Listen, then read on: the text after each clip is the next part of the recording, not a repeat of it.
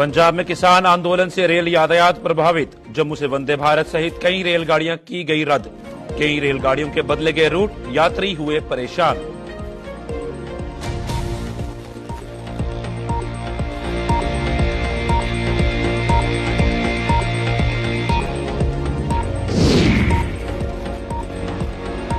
IB के साथ सटे इलाकों में सर्च ऑपरेशन जारी। संदिग्धों की मूवमेंट दिखने पर चल रहा है अभियान। जम्मू कश्मीर पुलिस और बीएसएफ ने संभाला मोर्चा।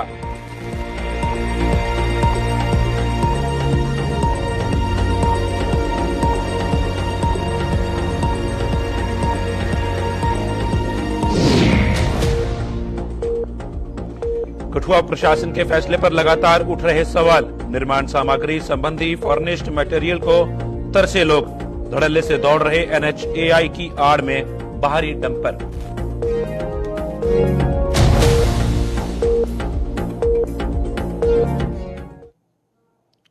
नमस्कार, जम्मू कश्मीर की खास खबरें देख रहे हैं आप सब। मैं हूं आपके साथ साहिल केरनी। चलिए शुरुआत करते हैं खबरों की। पंजाब में किसानों के रेल रोको आंदोलन का असर जम्मू में रेल यातायात पर भी पड़ा है। इस आंदोलन के चलते जम्मू आने वाली और यहां से रवाना होने वाली कई रेलगाड़ियों को रद्द कर दिया गया है। जम्मू में आज भी वंदे भारत सहित कई अन्य रेलगाड़ियां रद्द कर दी गई हैं। जम्मू से रवाना होने वाली या फिर यहां पहुंचने वाली करीब 2 दर्जन रेलगाड़ियां रद्द है या फिर उनके रूट बदल दिए गए हैं। किसानों का आंदोलन कल यानी 30 सितंबर तक जारी रहेगा। रेलगाड़ियां रद्द होने से क्या सूरत हाल है जम्मू रेलवे स्टेशन पर, इस पर भी जानकारी लेंगे कि किस तरह से यहां पर सूरत हाल बने हुए हैं। और इसमें जानकारी दे रही है हमारी संवाददाता शिल्पा, जिस तरह से कई रेलगाड़ियों के रूट भी बदले गए हैं, कई रेलगाड़ियां रद्द भी की गई हैं, तो किस तरह की मुश्किल वहां पर यात्रा करने वाले जो यात्री हैं उनको आ रही हैं?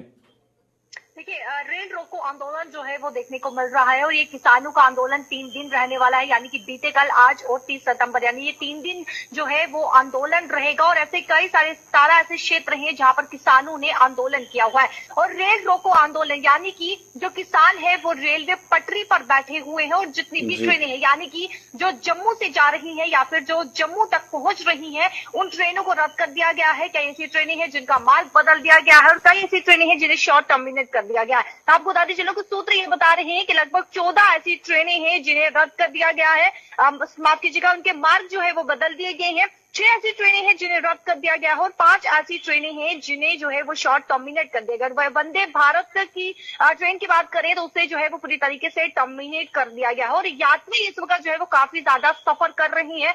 रेलवे स्टेशन का हमने रुख भी किया जहां पर यात्री जो है वो इंतजार कर रहे हैं, क्योंकि कई यात्री ऐसे हैं जिन्हें पता ही नहीं है कि ट्रेन को जो है वो रद्द कर दिया गया है, उनके मार्ग बदल दिए गए हैं। तो कई यात्रियों को जो है वो इस वक्त काफी ज्यादा सफर परेशानियां जो है उनका सामना करना पड़ रहा है। और इस तरीके से किसानों की बात करें तो किसानों का साफ तौर पर कहना है कि जब तक मांगे जो है वो पूरी नहीं होती है, यानी कि उनकी जो मांगे है कि उत्तर भारत में बाढ़ प्रभावित लोगों को जो है वो फाइनेंशियल पैकेज दिया जाए, साथ ही साथ एमएसपी जो है वो मिले, और साथ ही साथ उनका ये कहना है कि किसानों के लिए कर्ज माफी शामिल भी यहाँ पर किया जाए। यानी कि ये 3 मांगे उन्होंने रखी है। जब तक ये मांगे पूरी नहीं होती है तब तक जो है वो रेल रोको आंदोलन देखने को मिलेगा और ये किसान जो है वो रेल पटरी पर ही बैठे रहेंगे।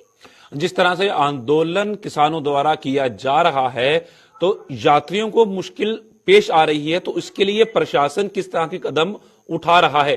क्या कोई वार्तालाप इन किसानों के साथ की गई हो, इनके किसानों के नेताओं के साथ की गई हो प्रशासन द्वारा, ताकि जो यात्री हैं उनको सहूलियत हो सके? क्योंकि इस तरह से अगर वो ट्रेन की पटरियों पर बैठे रहेंगे तो काफी मुश्किल पैदा हो चुकी है और आने वाले समय में और मुश्किल पैदा हो जाएगी। देखिए, प्रशासन की तरफ से लगातार आश्वासन जो है वो दिया जा रहा है, लेकिन किसानों का साफ तौर पर कहना है कि जब तक मांगे पूरी नहीं होती हैं तब तक वो रेलवे पटरी से नहीं उठेंगे। और यात्री जो है जो है वो काफी ज्यादा सफर कर रहे हैं, परेशानी को उन्हें जो है वो सामना करना पड़ रहा है, क्योंकि कई ऐसी ट्रेनें हैं जो कि जम्मू से कटरा, जम्मू से दिल्ली, अहमदाबाद जाने वाली है और वहां से जो है वो जम्मू पहुंच रही है। तो कई यात्रियों को, लोगों को यहाँ से जो लोग अहमदाबाद या दिल्ली, कटरा जाने वाले हैं, उन्हें जो है वो काफी ज्यादा सफर इस वक्त करना पड़ रहा है। लेकिन जो किसान है उनका साफ तौर का कहना है जब तक मांगे पूरी नहीं होती है तब तक रेल रोको आंदोलन देखने को मिलेगा। और आज के दिन ये बताया जा रहा है कि आज के दिन ये ट्रेनें जो है, कई ट्रेनें रद्द है, मार्ग बदल दिए गए हैं, लेकिन सूत्र ये बता रहे हैं कि संभावना ये भी जताई जा रही है कि कल के दिन भी मार्ग जो है, यानी कि कई ट्रेन जो है वो उनके रद्द कर दिया जाएगा, उनके मार्ग जो है वो बदल दिए जाएंगे। जिस तरह से मार्ग बदले जाएंगे, रद्द किए जाएंगे, जो कि पहले की बुकिंग्स की गई होती है रेलवे प्रशासन द्वारा, तो उनकी जो रिफंड है वो किस तरह से किया जा रहा है और उसके लिए क्या यात्री परेशान हो रहे हैं? अगर हो रहे हैं तो रेलवे प्रशासन उसमें किस तरह के कदम जो है वो उठाने जा रही है? देखिए, जिन ट्रेनों के मार्ग बदल दिए गए हैं उन्हें रिफंड नहीं किया जा रहा है, लेकिन जिन ट्रेनों को जो है वो रद्द कर दिया गया है उन्हें जो है वो अगले यानी कि 2 दिन के बाद या 3 दिन के बाद जो है वो चलाया जाएगा, क्योंकि 30 सितंबर तक भी संभावना ये जताई जा रही है कि कई ट्रेन जो है वो रद्द होगी। तो आगे जो भी मतलब जो टिकट इन लोगों ने, जो यात्री ने आज के समय या कल के समय कटवाई है, तो आगे जो है वो उन्हें टिकट जो है वो मिल जाएगी। रिफंड यहाँ पर जो है, रिफंड की कोई भी जानकारी जो है वो अभी तक सामने नहीं आई है, लेकिन जिन ट्रेनों के मार्ग बदले गए हैं उन्हें रिफंड नहीं किया जा रहा है। धन्यवाद पूरी जानकारी साझा करने। शिल्पा हमारे साथ जम्मू से जुड़ी थी, जिन्होंने पूरी जानकारी साझा की हमारे साथ। जिस तरीके से बहुत सी ट्रेनें ऐसी हैं जिनके रूट बदले गए हैं और कई ट्रेन के जो रद्द भी की गई हैं, पर इन सबके बीच में किसान आंदोलन पर बैठे हुए हैं और प्रशासन के अधिकारी अगर इनसे कोई बात करते हैं, जो उनकी मुश्किलात हैं उनको हल निकलता है तो बहुत बेहतर होगा यात्रियों के लिए।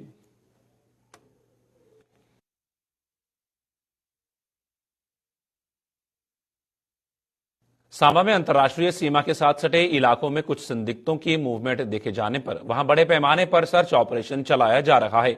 संदिग्धों की यह मूवमेंट वीरवार शाम को देखी गई थी, जिसके बाद कालपुर, फुलपुर और नर्सरी सहित अन्य गांवों में जम्मू कश्मीर पुलिस और बीएसएफ ने सर्च ऑपरेशन शुरू कर दिया था। इन इलाकों का अभी भी चप्पा चप्पा खंगाला जा रहा है। जिस तरीके से सर्च ऑपरेशन अंतर्राष्ट्रीय सीमा के साथ सटे इलाकों में कुछ संदिग्धों की मूवमेंट देखे जाने के बाद वहां पर बड़े पैमाने पर सर्च ऑपरेशन चलाया गया था और संदिग्धों की मूवमेंट वीरवार शाम को वहां पर देखी गई थी, जिसके बाद कालपुर, फूलपुर और नर्सरी सहित अन्य गांवों में जम्मू कश्मीर पुलिस और बीएसएफ ने सर्च ऑपरेशन शुरू कर दिया था।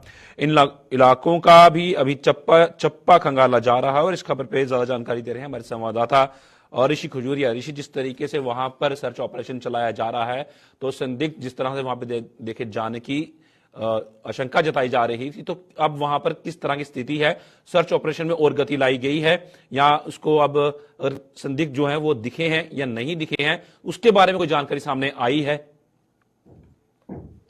देखिए, सबसे पहले तो मैं करेक्ट करना चाहूंगा कि संदिग्ध नहीं देखेंगे, बल्कि संदिग्ध ड्रोन की गतिविधि जो है वो देर रात को यहां पर रिपोर्ट हुई थी। सांबा सेक्टर के अंतर्राष्ट्रीय सीमा के साथ सटे इलाकों में जिस तरह से कोलपुर इलाके का जिक्र किया जा रहा है, इसी के साथ साथ फूलपुर इलाके का जिक्र किया जा रहा है और नर्सरी इलाके का जिक्र किया जा रहा है। जिसके बाद यहां पर जब ये सूचना मिली तो फौरन जो है वो सिक्योरिटी फोर्सेस की तरफ से यहां पर बड़े पैमाने पर सर्च ऑपरेशन चलाया गया। देर रात को ये सर्च ऑपरेशन चलाया गया, लेकिन कोई भी सुराग जो वो कोई भी ऐसी संदिग्ध चीज हाथ नहीं लगी है। लेकिन सुबह होते होते अर्ली मॉर्निंग दोबारा से जो वो सिक्योरिटी फोर्सेस ने यहां पर सर्च ऑपरेशन को शुरू किया। बहरहाल अभी भी कोई ऐसी चीज जो वो नहीं मिली है, लेकिन सर्च ऑपरेशन बताया जा रहा है कि लगातार जो वो यहां पर इलाकों में जारी है, क्योंकि ड्रोन ड्रॉपिंग की पॉसिबिलिटी हो सकती है। उसी को ध्यान में रखते हुए चप्पा चप्पा जो वो इन इलाकों का खंगाला जा रहा है और ये देखा जा रहा है कि कहीं कोई ड्रोन ड्रॉपिंग तो नहीं हुई है।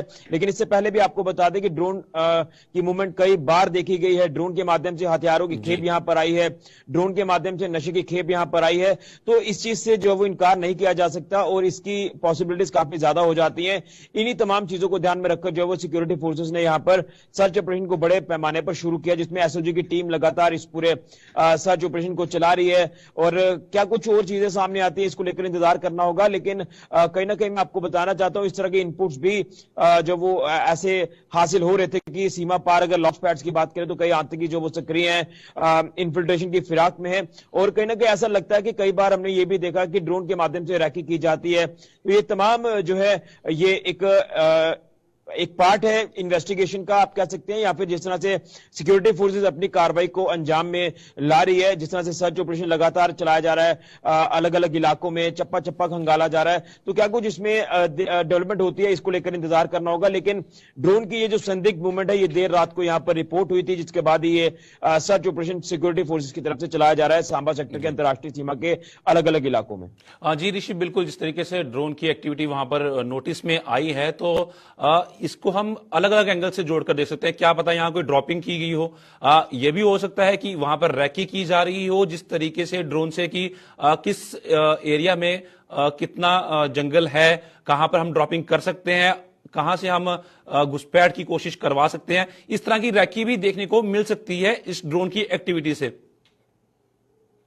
देखिए, बिल्कुल इस तरह की पॉसिबिलिटीज पहले भी कई बार हमें देखने को मिलती रही हैं, क्योंकि लगातार पाकिस्तान इसी फिराक में रहता है कि अंतर्राष्ट्रीय सीमा के रास्ते जो है वो इन्फिल्ट्रेशन कराई जाए, क्योंकि जिस तरह से अब सर्दियां आ रही है तो सर्दियां जो है वो एक बड़ा चैलेंज जो है वो बन जाएगा सिक्योरिटी फोर्सेस के लिए, क्योंकि बर्फबारी जो है वो एलओसी पर शुरू हो जाती है, तो उनका टारगेट जो है वो आतंकी का ये रहता है अंतर्राष्ट्रीय सीमा। तो ये ऐसा लगता है कि वो कहीं अपनी पैठ बनाने की कोशिश ना कर रहे हो, लेकिन अगर इस तरह की कोई ऐसी फिराक में वो होंगे तो हमारे सिक्योरिटी फोर्सेस की बात करें, इसमें बीएसएफ लगातार जो वो चप्पे चप्पे पर निगरानी जो वो अंतर्राष्ट्रीय सीमा की कर रही है, पेट्रोलिंग लगातार दिन रात उनकी तरफ से बड़े पैमाने पर की जा रही है, और परिंदा भी पर ना मार सके इस तरह का जो सिक्योरिटी डिप्लॉयमेंट है वो अंतर्राष्ट्रीय सीमा पर है। और पाकिस्तान अगर इस तरह की फिराक में होगा तो उसे मुंह तोड़ जवाब किस तरह से देना है, इसको लेकर सिक्योरिटी फोर्सेस हमारी बेहतरीन तरीके से जानती है, चाहे वो जंगल का इलाका हो या दरिया का इलाका हो या कोई भी जो टफ टेरेन होगा, वहां से लगातार जो वो दुश्मन पर कड़ी नजर जो वो रखी जाती है। लेकिन ड्रोन की ये संदिग्ध मूवमेंट जिसको लेकर अभी तक पुष्टि जो है वो हायर ऑफिशियल्स ने नहीं की है, ये कह सकते हैं कि ड्रोन लाइक ऑब्जेक्ट जो है वो आसमान में देखा गया, ये लाइट जो वो ब्लिंक करती हुई देखी गई। उसके बाद जब ये तमाम मामले का संज्ञान जो वो सिक्योरिटी फोर्सेज ने लिया, जब जो लोकल्स ने पुलिस तक जो वो राब्ता किया होगा, उसके बाद ये पूरी एक्टिविटीज को अंजाम दिया जा रहा है सिक्योरिटी फोर्सेज की तरफ से। लेकिन चैलेंजेस काफी ज्यादा है, लेकिन इन चैलेंजेस को किस तरह से पार पाना है और किस तरह से पाकिस्तान को मुंह तोड़ जवाब देना है, ये सिक्योरिटी फोर्सेज हमारी बेहतरीन तरीके से जानती है।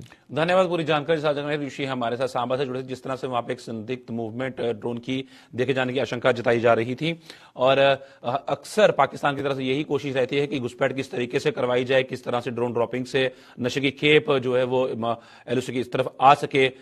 तो उसके साथ साथ जिस तरह से आप कहें कि ड्रोन के माध्यम से ही कोशिश करता रहता है कि हथियारों की खेप यहां तक पहुंचाई जाए, तो बहुत सी नापाक हरकतें करने की पाक की तरफ से कोशिश की जाती है, पर हमारे सुरक्षा बलों की सतर्कता की वजह से हर बार इनको मुंह तोड़ जवाब मिलता है, और अभी भी वहां पर बड़े पैमाने पर सर्च ऑपरेशन चलाया गया है।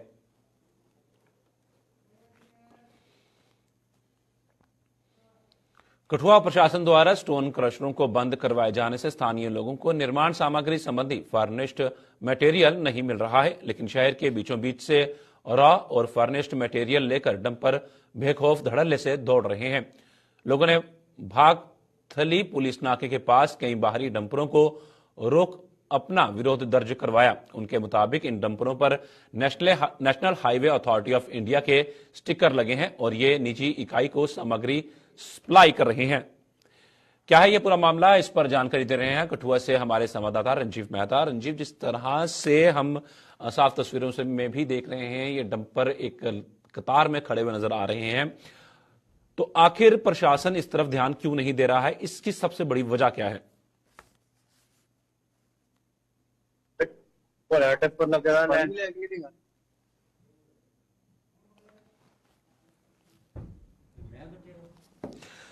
जिस तरह से ये साफ तौर पर देखा जा रहा है, कठुआ प्रशासन द्वारा स्टोन क्रशरों को बंद करवाए जाने से स्थानीय लोगों को निर्माण सामग्री संबंधी फर्निश्ड मटेरियल नहीं मिल रहा है, लेकिन शहर के बीचों बीच से रॉ और फर्निश्ड मटेरियल लेकर डंपर बेखौफ धड़ल्ले से दौड़ रहे हैं, और लोगों ने भागथली पुलिस नाके के पास कई बाहरी डंपरों को रोक अपना विरोध भी दर्ज करवाया है। उनके मुताबिक इन डंपरों पर national highway authority of India के स्टिकर लगे हुए हैं और ये निजी इकाई को सामग्री सप्लाई कर रहे हैं। कठुआ प्रशासन द्वारा स्टोन क्रशरों को बंद करवाए जाने पर स्थानीय लोगों के निर्माण सामग्री के संबंधी फर्निश मटेरियल नहीं मिल रहा था और इससे काफी दिक्कत का सामना उनको करना पड़ रहा था। इस पर ज्यादा जानकारी लेंगे, हमारे संवाददाता रंजीव हमारे साथ जुड़ गए हैं। रंजीव, जिस तरह से लोगों को मुश्किलात का सामना नहीं करना पड़ रहा था और उसके बाद जिस तरह से मटेरियल उनको नहीं मिल रहा था, और अब ये जैसे कोई निजी वाहन में ये कंपनी जो है इनको मुहैया करवा रही है, तो लोगों का इस पर क्या कहना है सर? साहिल, मैं बताऊं कि ये जो मामला है ये कठुआ का इलाका है, क्योंकि पिछले 15 दिन से जहाँ की जिला प्रशासन भी स्टोन क्रशर है उनको भी बंद करने का जो आदेश दिया, उसके बाद लोगों के पास जो लोगों के निजी काम है उनके लिए तो मटेरियल है उनको नहीं मिल रहा है, लेकिन कंपनी की नेशनल हाईवे के अथॉरिटी के बोर्ड लगाकर गाड़ियों के आगे जो मटेरियल है और जो फिनिश माल है या अनफिनिश मटेरियल है जो माइनिंग करके लाया गया है उसको ले जाने की प्रक्रिया है। कठुआ में कल आज सुबह इन्होंने जो युवा थे वहां के लोग जो स्थानीय समाज सेवक युवा थे उन्होंने इन डंपरों को रोककर इनके कागजात चेक किए और इसके बाद अपना विरोध दर्ज कराया है कि माइनिंग विभाग जो है वो लोगों को मटेरियल उपलब्ध नहीं करवा पा रहा क्योंकि स्टोन क्रैशन बंद का आदेश है।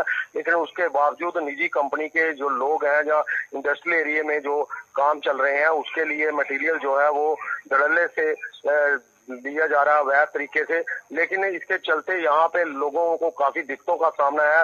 अगर किसी ने घर में काम शुरू किया हुआ है तो उसको मटेरियल नहीं मिल रहा, तो जिसके चलते लोगों को काफी दिक्कतों का सामना है। पिछले 15 दिनों से लगातार ये कठुआ में ये मामला गरमाया हुआ है। इसको लेकर माइनिंग विभाग जो है वो सवालों के घेरे में है, जिला प्रशासन भी ये सवालों के घेरे में है क्योंकि लोगों को जो है मटेरियल नहीं मिल रहा। लेकिन जो बाहर से आने वाली कंपनी है जहाँ पंजाब को सप्लाई हो रहा है अवैध रूप से, वो धड़ल्ले से माइनिंग की जा रही है अवैध रूप से और अवैध रूप से ही क्रैशर कुछ जो है वो रात के साये में अंधेरे में चलाकर माल जो है बेच रहे हैं। ए फार्म जो क्रैशरों की तरफ से इन डंपर वालों को दिए जाता है वो फार्म लोगों को नहीं मिल रहे हैं। उसके बावजूद बिना ए फार्म के ही गाड़ियां चल रही हैं। कुछ गाड़ियां जो है जिनके कागजात इन लोगों ने बताया कि वो पुराने ए फार्म जो है वो उसी के ऊपर चल रहे हैं, तो जिसके चलते लोगों में काफी रोष है। लोगों का कहना है कि आम जनता जो लोकल लोग हैं उनको मटेरियल काम के लिए नहीं मिल रहा, रेता बजरी नहीं मिल रहा है। रेत बजरी नहीं मिलने के कारण उनके काम ठप पड़े हुए हैं। जो यहाँ के जो ग्रामीण विकास विभाग के कार्य हैं या फिर स्टेट प्लान के काम है या PMGSY की सड़कों के काम निजी ठेकेदारों ने जो लिए हैं उनको माल नहीं मिल रहा है। पिछले दिनों ठेकेदारों ने भी अपना विरोध दर्ज करवाया था, लेकिन उसके बावजूद भी प्रशासन अभी तक इस अपनी नींद से जागा नहीं है और लोगों की समस्या को हल करने में कोई दिलचस्पी नहीं दिखा रहा, जिसको लेकर लोगों में काफी रोष है। ये जो डंपर हैं ये सारी जो सामान है इसमें जैसे रेत है जो माइनिंग से जुड़ी हर चीज है उसको कहाँ से लेकर आ रहे हैं, कौन सा एरिया?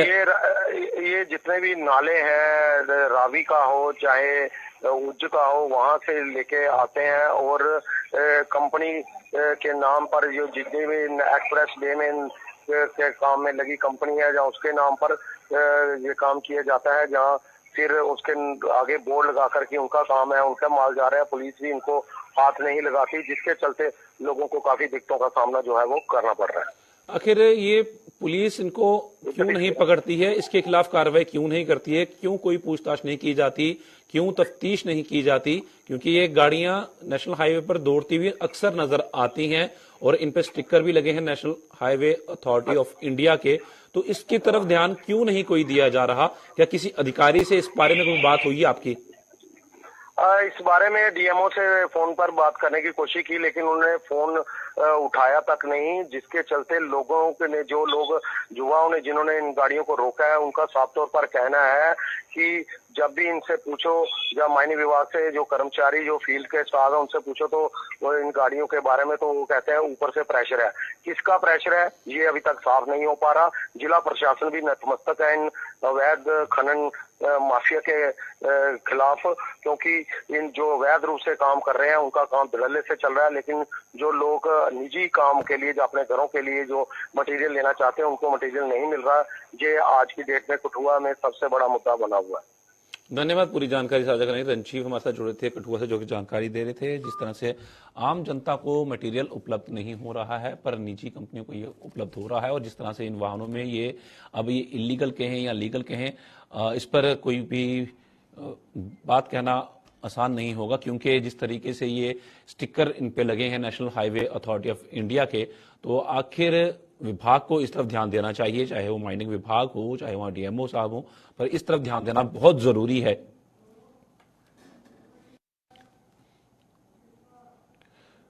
राजनीतिक आरक्षण और पीओजे के रेफ्यूजियों को संयुक्त संसदीय समिति की सिफारिशों के मुताबिक 30 लाख रुपए की राहत राशि के भुगतान की मांग को लेकर जम्मू में पीओजे के रेफ्यूजियों ने प्रदर्शन किया। प्रदर्शन की अगुवाई कर रहे पीओजे के डीपी रिफ्यूजी फ्रंट के महासचिव जयपाल शर्मा ने सरकार पर पीओजे के रिफ्यूजियों की अनदेखी का आरोप लगाते हुए कहा कि वो पिछले 70 वर्षों से न्याय के लिए भटक रहे हैं, लेकिन किसी भी सरकार ने उनकी सुनवाई नहीं की। मोदी सरकार ने संसदीय समिति द्वारा 30 लाख रुपए देने की सिफारिश पर अमल करते हुए 5.5 लाख रुपए दिए हैं, लेकिन अभी भी 20% रिफ्यूजी परिवारों को यह राशि नहीं मिल पाई है। जयपाल शर्मा ने सरकार से रिफ्यूजियों को राजनीतिक आरक्षण देने की मांग करते हुए विधानसभा में रिफ्यूजियों के लिए 8 सीट आरक्षित करने की मांग की। माननीय मोदी जी ने थोड़ा गौर की इन पर और 5.5 लाख रुपया हमें दिया, वो भी अभी 80% का सा बनता है, 20% अभी बकाया है।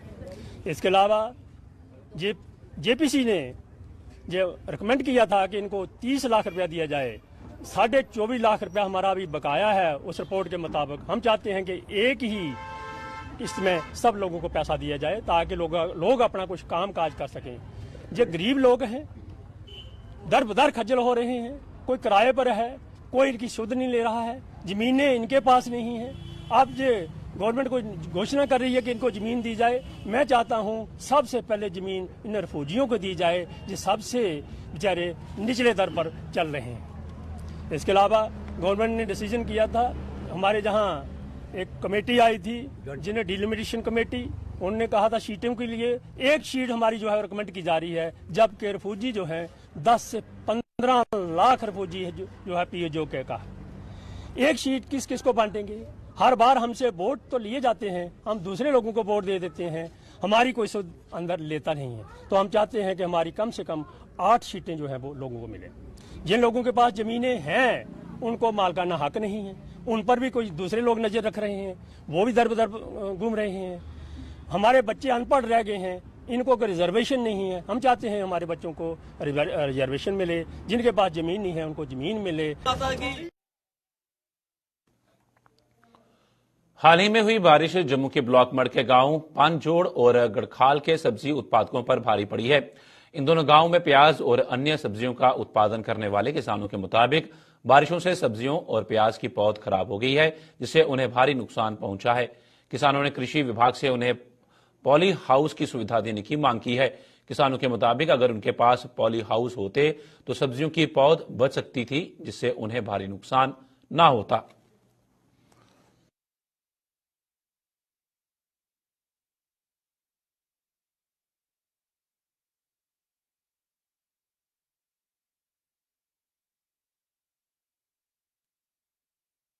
ਨੁਕਸਾਨ ਹੋਇਆ ਨੇ ਜਿਹੜੇ ਵੀ ਗੋਭੀ ਦੇ, ਚਾਹੇ ਪਿਆਜ਼ ਦਾ, ਬੰਦ ਗੋਭੀ ਹੈ, ਫੁੱਲ ਗੋਭੀ, ਫਿਰ ਕੜਮ ਦਾ, ਜਿੰਨੇ ਵੀ ਲਾਏ ਦੇ ਤਕਰੀਬਨ ਜ਼ਿਆਦਾ ਹੀ ਖਰਾਬ ਹੋਈ ਹੈ। ਇਹ ਗ੍ਰਾਮ ਮੰਨਿਆ ਜਾਂਦਾ ਹੈ ਪਿਆਜ਼ ਇਹ ਪਿਆਜ਼ ਦੇ ਮੰਨਿਆ ਗਿਆ ਜੀ, ਖਾਸ ਕਰੀਏ ਤੇ ਰਾਮ ਜੀ ਔਰ ਤੇ ਜਿਹੜੇ ਸਭ ਤੋਂ ਜ਼ਿਆਦਾ ਲਾਉਂਦੇ ਨੇ, ਇਹ ਕਿਸਾਨ ਸਭ ਤੋਂ ਜ਼ਿਆਦਾ ਇੱਥੇ ਪਿਆਜ਼ ਦਾ ਕੰਮ ਜ਼ਿਆਦਾ ਕਰਦੇ ਨੇ।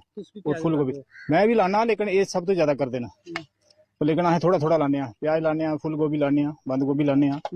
नुकसान तो ਇਹਦਾ बहुत ज्यादा हो गया ना, ਇਹਦਾ ਤੇ ਬਹੁਤ ਜ਼ਿਆਦਾ ਕਿ ਨੁਕਸਾਨ ਹੋ ਗਿਆ ਕਿ ਜਿਹੜੇ ਵੀ ਹਾਈਬ੍ਰਿਡ ਜਿੰਨੇ ਵੀ ਬੀਜ ਲੈਦੇ ਨੇ ਸਾਰੇ ਖਤਮ ਹੋਈ ਹੈ ਤੇ ਮਹਿੰਗੇ ਬੀਜ ਪਿਆਜ਼ ਲਗਾ ਦਿਓ, ਕਿੱਥੋਂ ਲਿਆ ਦਿਓ? ਇਹ ਤੇ ਪੰਜਾਬ ਤੋਂ ਆਂਦਾ ਹੈ, ਤੇ ਇਧਰ ਤੇ ਹੈ ਹੀ ਨਹੀਂ ਸਾਡੇ ਕੋਲ। ਹੁਣ ਪੰਜਾਬ ਤੋਂ ਪਿਆਜ਼ ਲਿਆਂਦਾ ਹੈ, ਉਹ ਲਾ ਰਿਹਾ ਮਾੜਾ ਮੋਟਾ ਜੋ ਵੀ ਹੈ।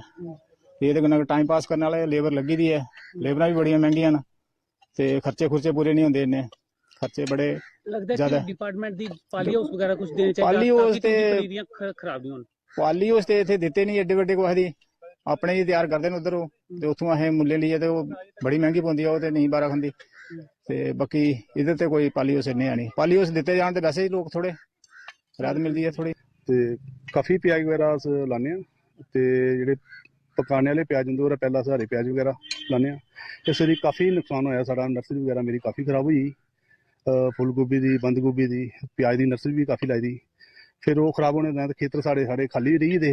ਫਿਰ ਮੈਂ ਪੰਜਾਬ ਜਾਣਾ ਪਿਆ, ਪੰਜਾਬ ਦਾ ਜਿਹੜੀ ਹੈ ਛੋਟੀ ਗੱਠੀ ਲਿਆਂਦੀ, ਜਿਹੜੀ ਤੁਸੀਂ ਦੇਖਿਆ ਦੇ ਪਿੱਛੇ ਜਿਹੜੇ ਸਾਡੇ ਲੇਬਰ ਵਗੈਰਾ ਲਗਾ ਦੀ ਹੈ, ਤੇ ਹੁਣ ਖੇਤਾਂ 'ਚ ਇਹ ਲਾ ਕਰਦੇ ਚਲੋ ਇਹ ਜਲਦੀ ਪਿਆਜ਼ ਥੋੜੇ ਸਾਡੇ ਤਿਆਰ ਹੋ ਜਾਣਗੇ, ਨਾਲੇ ਪਿਆਜ਼ ਅਤੇ ਮਾਰਕੀਟ ਜਾਣਗੇ।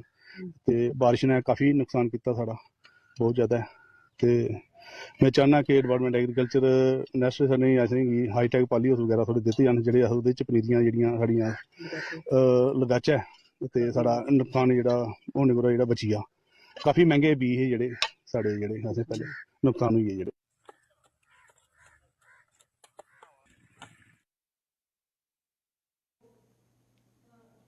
जम्मू कश्मीर की खास खबर में फिलहाल इतना ही। दीजिए इजाजत, नमस्कार।